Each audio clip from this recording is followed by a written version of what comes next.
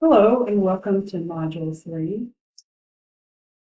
Two things to remember in starting this module and all modules moving forward.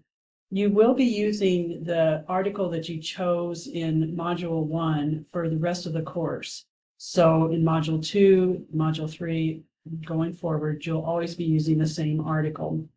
So when it refers to the text, it means the article that you chose in Module 1. So that's a reminder. The second thing to be aware of in Module 3 is that there is a lot more reading in this module than in some of the previous modules. So I will be sending an email on Monday to alert you to that fact, as well as reminding you now. So it's important that you check the Module 3 information, the announcement, watch the video as soon as you can at the beginning of the week to make yourself aware of what assignments are going to be expected from you, as well as how much reading, and plan your time around the amount of work that you need to accomplish this week. All right, to get started, let's look at the learning objectives for this module. We've got 3. Determine the needs of a specific audience, summarize the content of a text, and again, it's going to be summarizing the content of the article you chose in Module 1. And then thirdly, use quotes, paraphrases, and in-text citations to represent another writer's ideas. So those are the 3 areas that we'll focus on during this module. We already know quite a bit about audience because we have worked with that in the first or second module. We'll have some more specific information about summarizing this module, as well as quoting, paraphrasing, and in-text citations. The module overview is always important to read because it gives you more information about what this module will cover, including what you will learn and why you will learn it, which is important. And then the tips for success. And I like to point these out because these are some really helpful tips. And in fact, I'm going to go over them today because they'll be important as you're doing the assignments this week. First of all, the first bullet point says, when summarizing the article, focus on the details that directly support the core idea of the text. This will allow you to capture the most important parts of the article in your summary, as well as write within the length requirements. Secondly, in this module, you will practice using in-text citations for the first time. You can do this in APA or MLA style. Choose the style that better fits your career and/or major. And there will be more specific information about that as we move along. And then finally, if you need additional support writing your in-text citations, you can explore the APA and MLA style guides from the Shapiro Library, linked in the resources section or the next module while you complete your assignments this week. For writing support, you can also consult the academic support module. And remember that you can easily access academic support at any time by clicking on that heading at the top of our course webpage.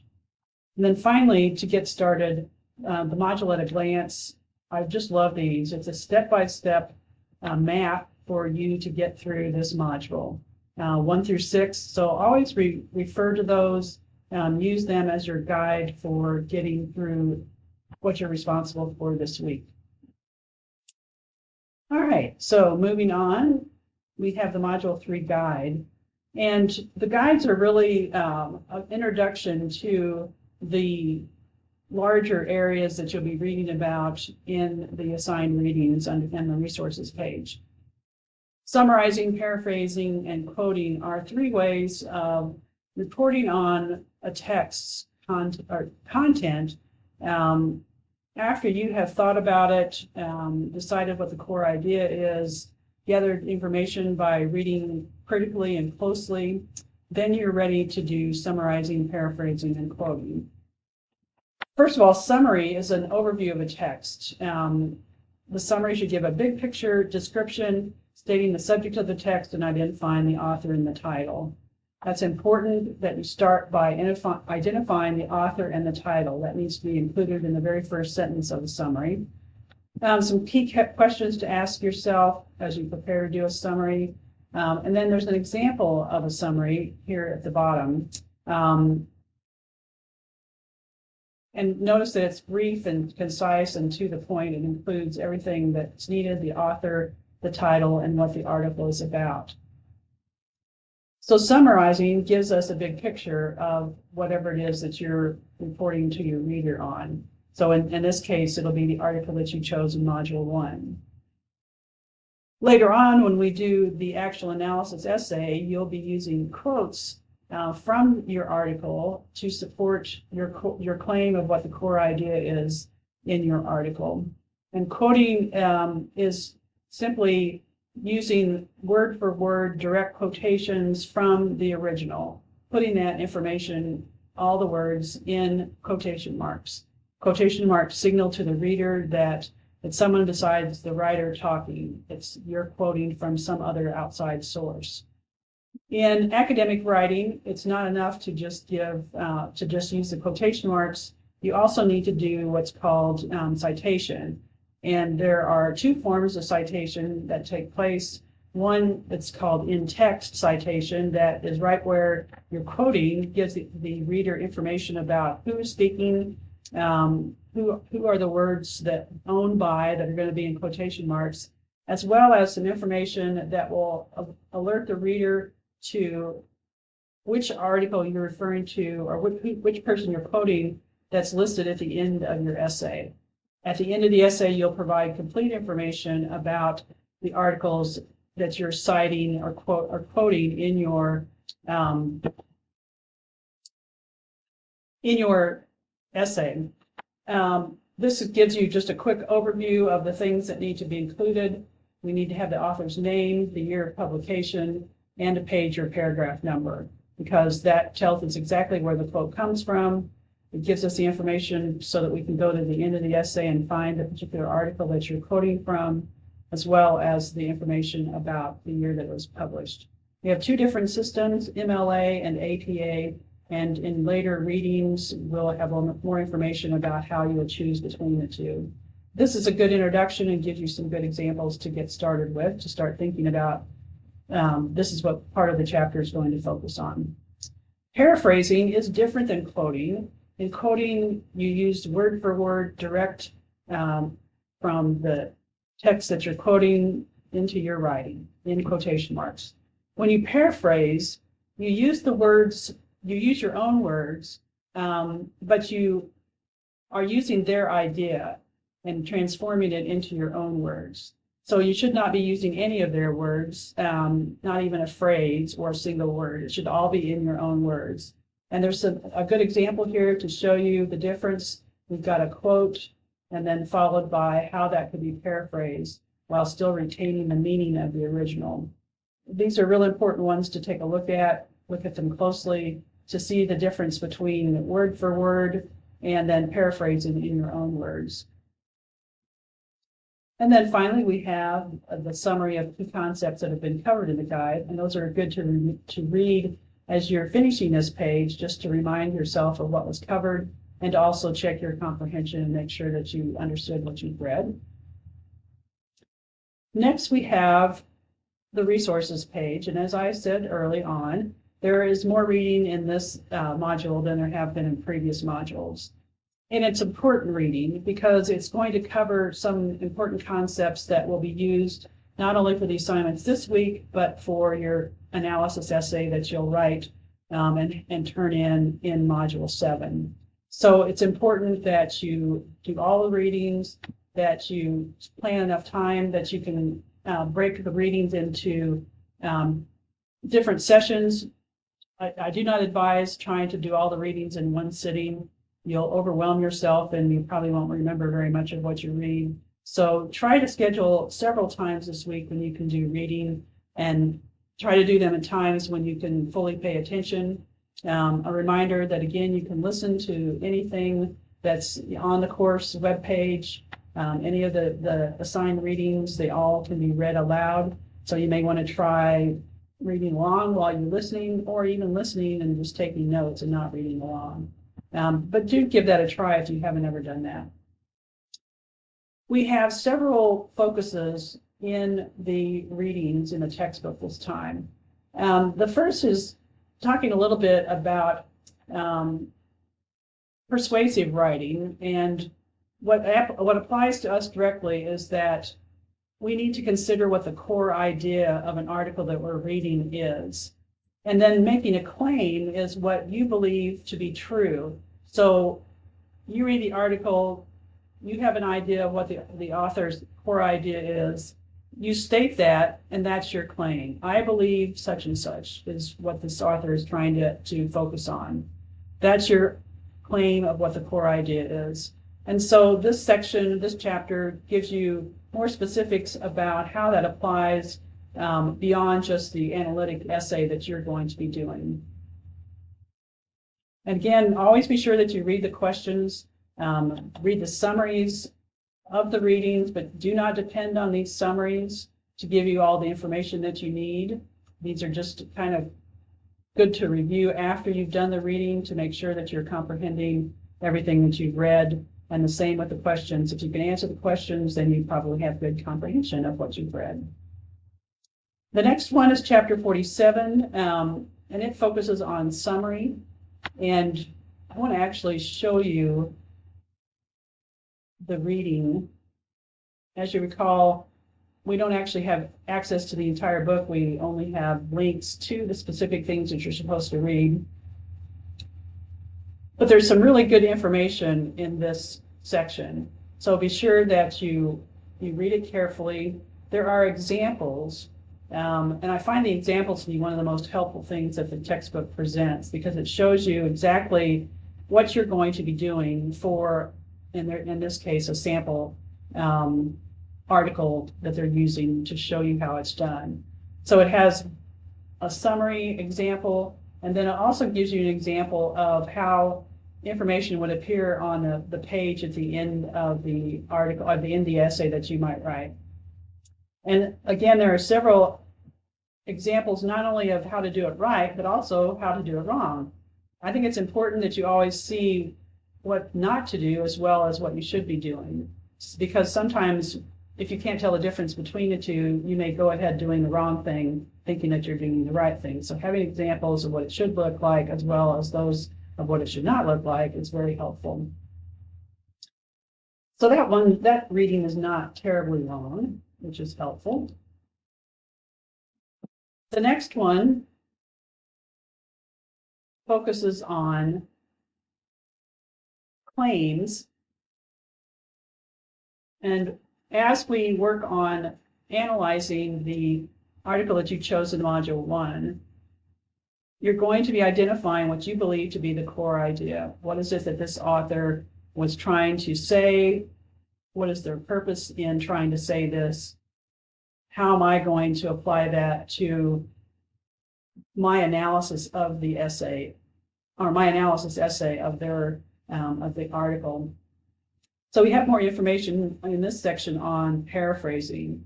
And again, in the actual reading,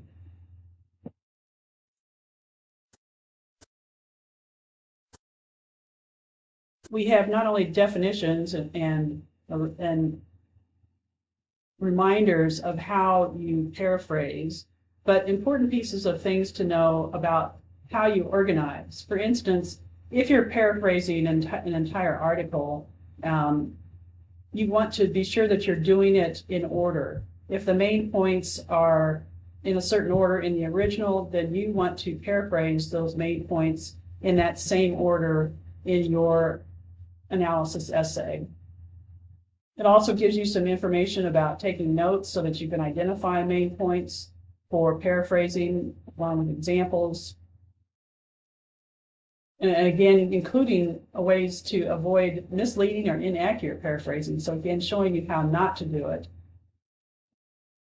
Some people think you only have to replace a couple of words from the quote, and that is not correct paraphrasing. You have to replace all the words with your own wording. That is followed then by the rules of paraphrasing. And this is a real concise presentation of the rules to follow when you're paraphrasing. And this might be a good one to take a picture of, to print out, whatever you do to save information, to refer to when you're doing paraphrasing. Paraphrasing doesn't mean copying a quote and swapping out a few words. It doesn't mean changing 2 or 3 words in a sequence either. It means rephrasing someone else's quote altogether while retaining its essential meaning. And then we have examples. Again, examples are so powerful because they show you if the quote is this, then you're going to change it to this to paraphrase. And we have a second example. Here's the original quote followed by an effective paraphrase.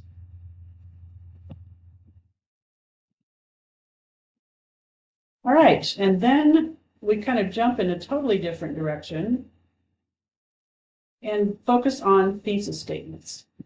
When we actually get to writing the analysis essay that you're going to produce as you analyze your original article selected in Module 1, it will need to have a thesis statement. And you may or may not already be familiar with thesis statements, depending on your previous writing experiences in school. But this time, rather than clicking on the chapter and having that presented, you're just going to click on the link. First of all, introduction to drafting a thesis statement. What is a thesis statement? Making a thesis statement substantive, grounded, and assertive. Strategies for drafting a thesis statement. Some of this is a bit repetitive, and so I want to point out to you what I found to be the most important information and most important ways to gather that information on thesis statements. There is some good information in these 2 paragraphs, but I found this video to be extremely helpful.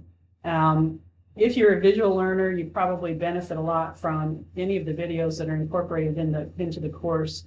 But I found this one to be really helpful in visualizing how a thesis is structured, what parts of the thesis there are, how they go together, and it also provides examples of effective thesis statements. So definitely watch the video. If you don't have time to do anything else, watch the video. And it's followed by some examples of thesis statements with commentary about are they narrow enough? Are they assertive? Are they grounded? Because it's important to know these things as you get ready to write your thesis statement in Module 4. So I think that video really presents just about everything that you need to know about thesis statements. Don't tell anyone that I've told you that, because they have selected these readings for their helpful purposes. But again, because there's a lot of reading this week, I would really focus on that video. Finally, on the resources page, we come to the APA and MLA sources. This is important information, as I mentioned earlier, because anytime you're quoting, paraphrasing, summarizing, you have to provide the reader of your writing with information about where those things come from. Where did you get them? If they didn't come out of your head, where did they come from? You have to credit the original source. Otherwise, you run into issues with plagiarism. Plagiarism is simply using someone else's material without giving appropriate credit to the original creator of that material. Plagiarism is a serious offense for an academic program. It's something that's not taken lightly. However, when we're starting out in a course like this one, you're learning about it.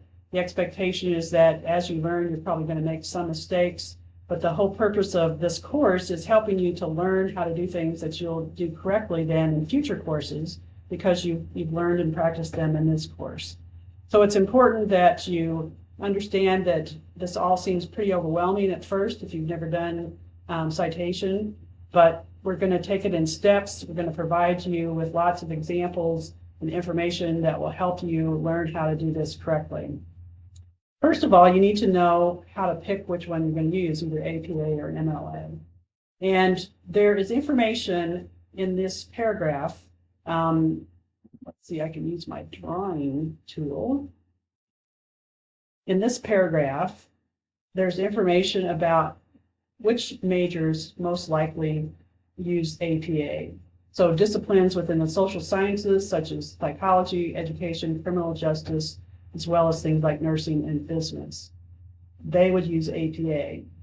On the other hand, someone who would use MLA, which stands for Modern Language Association, it's commonly used by disciplines within the humanities, such as English, foreign languages, and cultural studies.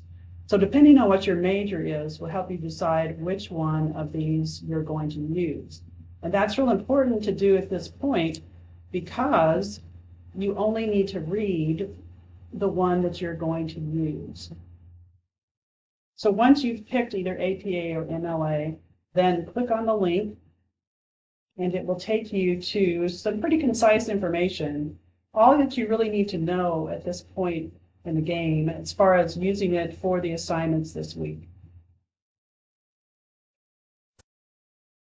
And the most important part of the information are the examples that actually show you how it's supposed to be done. There are three main things that you have to include in your citation: the author's name, the year of publication, and a page or paragraph number. We've got a couple of examples here of different ways that you can incorporate that information into a sentence. Again, we don't expect that you're going to start out doing this 100% correct, but we do expect that you have reviewed this information and you've started thinking about ways that you can do this. There also is a sample of the list that comes at the end. In APA, it's called the references page, and in MLA, it's called the works cited page. And in both these examples for either APA or MLA, all of these things are included. Samples of how it's done with the in-text citations, where you've got the author, the year, and the page or paragraph number, as well as the listing at the end. So you can start seeing how those work. And you're actually going to have an assignment this week where you'll be doing that, so you get some practice. So it's very important that you choose this one that you're going to use, APA or MLA, and then that you carefully read the information that's linked to. What follows is additional support, which is optional, and I encourage you not to look at these at this stage of the game, because I think there's too much information and it's just going to overwhelm you and confuse you. So the information that's presented here with these two links is all that you need to complete the assignments this week and to build on in upcoming weeks. So that's good news, because that's less for you to read, less for you to look at. So now we are ready to look at the assignments, and there is a discussion this week. We've already done one discussion, so you're somewhat familiar with how the routine works. There's an initial post that's due by midnight Thursday, and then there are two response posts to classmates that will be due by midnight Sunday. It's very important that you always follow the instructions and provide everything that is asked for. So it says here, for your initial post, address the following. However, it's not just 1 and 2. It also says, consider the following questions as you craft your post. So your initial post is not only going to include this thing, but it's also going to include all of this information. So you'll need to have discussed every single one of these points in your initial post in order to fully provide what's being asked for, as well as to earn full points. The expectation is that you're using these to structure your initial post response, and that you are thinking through the information that's being asked for. This discussion focuses on audience, so you're going to be identifying actually two audiences. You're going to share the title of the article in your post, in your initial post, so we know which article you're referring to. And then you're going to list two audiences for that project. This information further down helps you think about the audience for your first essay, because you're going to actually be writing two analysis essays in Module 7. The difference between them will be the audience, and you will make decisions about how you communicate with that particular audience and how it differs for a second audience. So we need to answer all the questions that are asked about the first audience, and then provide information about the second audience.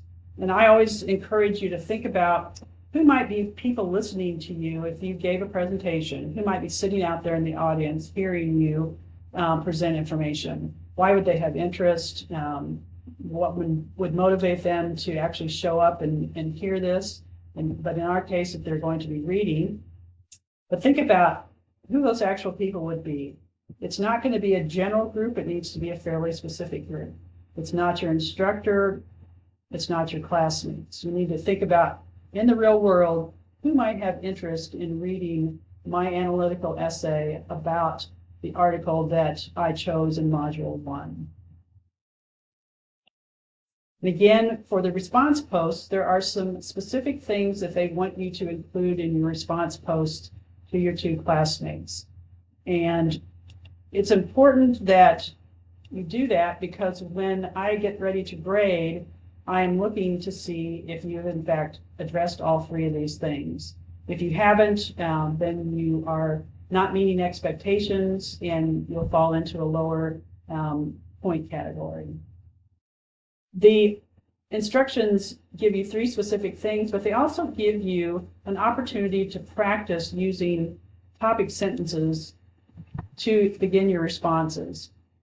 My suggestion is to do a paragraph, a short paragraph for each of the three things that it asks for, and to begin each of those short paragraphs with one of these topic sentences.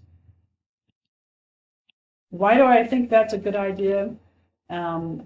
For a couple of reasons. It gives you an opportunity to practice writing paragraphs. All paragraphs should begin with topic sentences that tell the reader what the paragraph is going to focus on. In writing responses to questions, it's a good idea to write topic sentences that echo the key words from the question being asked. So in your responses, if it says, one, what do you find interesting or admirable about their audience choices, then your response should begin with keywords in a sentence that reminds us, okay, this is what I'm answering. I find their audience admirable because, so that you're echoing keywords, audience, admirable, and you do that with each of the questions so that it's clear which one you're answering. That's good for organization. It makes it easier for the person you're responding to understand what you're responding to. And it also helps me out with grading. So good opportunity to practice some skills that you will be using as you write the essay as well. And again, a reminder that the initial post is due by midnight Thursday, with the two responses to classmates due by midnight Sunday. And also to check back on your initial post, because I may have asked you a question or given you a task to do. It's an opportunity for me to interact more with students individually. It's also an opportunity for us to deepen the discussion, to possibly take it in a more a different direction, to continue the conversation throughout the week. So be sure that you do look back at that initial post. I may or may not have done that, but you won't know unless you go back and look. And again, no points are earned for responding to me, but it's an opportunity to deepen the discussion, to continue the conversation. All right, so we have one more assignment. 3.2, written response, summaries, quotes, and paraphrases, and this is where you get the opportunity to practice those skills. So we click on guidelines and rubric, and that will give us detailed information about what you're supposed to turn in for this assignment. Be sure to read the overview. The most important information is in the directions. For this assignment, you will first write a brief summary of the text, and that means the article that you chose in Module 1. Next, you will choose a sentence from the text and incorporate it as a quote in an originally crafted sentence. Then you will take the same sentence and incorporate it as a paraphrase.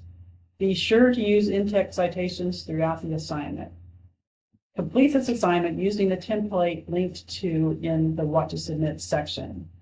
So use the tools that are given to you. We've got a template. We've also got examples. So you're going to follow the directions, the numbered list. 1, write a brief summary of the text chosen for the project. That's the article you chose in Module 1. Your summary should be 3 or 4 sentences long. 2, choose one sentence from the text and incorporate it as a quote in an original sentence. 3, take the same sentence and incorporate it as a paraphrase. So we have done a quote in number 2, a paraphrase in number 3, and then number 4 is really important because the fourth component of this module is using in-text citations. So use in-text citations throughout the assignment to properly cite the writer's ideas according to APA or MLA standards. That's where these examples are going to be so helpful. Let's look at the template first because it just walks you through making sure that you're including everything. And it's just like previous templates where you have to fill in the information where it's bracketed insert text. First, it gives you the information that you're supposed to provide, then you provide the information, and you do that for each one of these. So that's pretty self-explanatory, and I highly encourage people to use these templates. That's what they're for. Then you will want to pick either the APA or MLA exemplar for the one that you chose by your major, which system you're supposed to be using, which system you've already learned about. And we'll do MLA this time. Click on it, and it's a downloaded document to Word. And here we have a sample where they have used the template to fill in the information. It continues to use the sample article, what everyone needs to know to be more productive. But it provides all of the information that is asked for in the assignment, and it includes samples of in-text citation. So we have a quote, we have a paraphrase, and each of those has the in-text citation done correctly. So all you have to do is follow how it's done in the example for your article. And as always, be sure that you take a look at the rubric, look at the criteria, notice that they match the list in the directions, as well as clear communication. Read what's under meets expectations. Does this just describe the work that you're getting ready to submit? If it does, you're good to go. If it is only partially or not meeting the expectations, then you'll want to do a little bit more work before submitting it. Because the idea is for you to earn as many points as you can, but also to fully take advantage of the opportunity to learn and practice these skills that you'll not only be using to write the essay in this course, but in future courses. And then finally, each module ends with looking ahead to the next module, give you some kind of an idea of what you'll be doing in the next week. If and when you're completely done with module 3, then take the time to look at module 4. So that's all I have for this week.